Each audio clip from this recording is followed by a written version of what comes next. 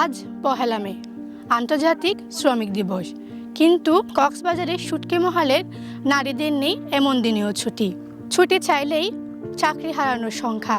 মে দিবস তাদের কাছে কেবলই একটি তারিখ মাত্র, নয় কোনো অধিকার এবং স্বীকৃতির দাবি। পুরুষদের পাশাপাশি তারা দিনরাত পরিশ্রম করার পরও পুরুষের তুলনায় মজুরি পাচ্ছেন কম। তারা শুটকি মহলে কাজ করতে করতে শুটকির মতোই শুকিয়ে যাচ্ছেন। কিন্তু তাদের এই ন্যায্য মজুরি দেওয়া সবারই কর্তব্য। চলুন দর্শক, জেনে নেওয়া যাক নারী শ্রমিকদের তাদের অধিকারের কথা।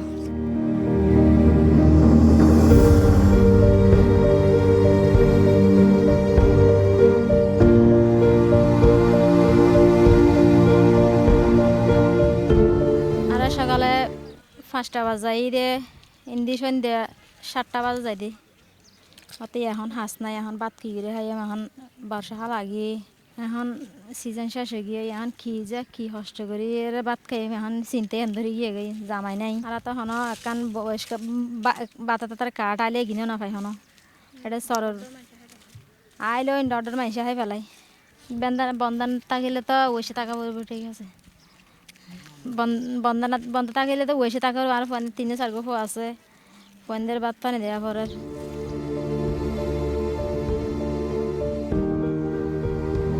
আমাদের ফের যেগুলা করতেছি, আমাদের বাচ্চা আছে, আমাদের বাচ্চার লেখাপড়া আছে, আমাদের হাজবেন্ড নেই, ওনারা আমাকে টাকা দিয়ে 400 আর 600 এরকম টাকা দেয়। পুরুষের বেতন হলো 500, 550, 600 এরকম।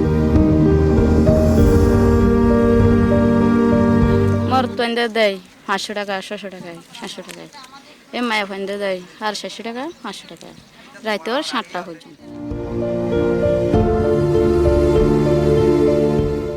মায়ের দিবসের মধ্যে সরকার হাসে চাই আর গরিব গুণা কষ্ট করে খাই না, আর বেতন বাড়াই বললা চাই। ইতার আর তো বেতন বাড়াই না, ওদের মানে আর বেতন বাড়াই দিলে আর একটা খুশি হই। আর ভিক্ষা খুঁজিতে না যায়, রাস্তা ফাল্ট হয় নগরীর বহুত মাই ফেন হার ফাঁস নগরের না, আর কষ্ট করি হাইতো চাই। তাই আর বেতন বাড়াই বললাই আর সরকারের কাছে অনুরোধ করি।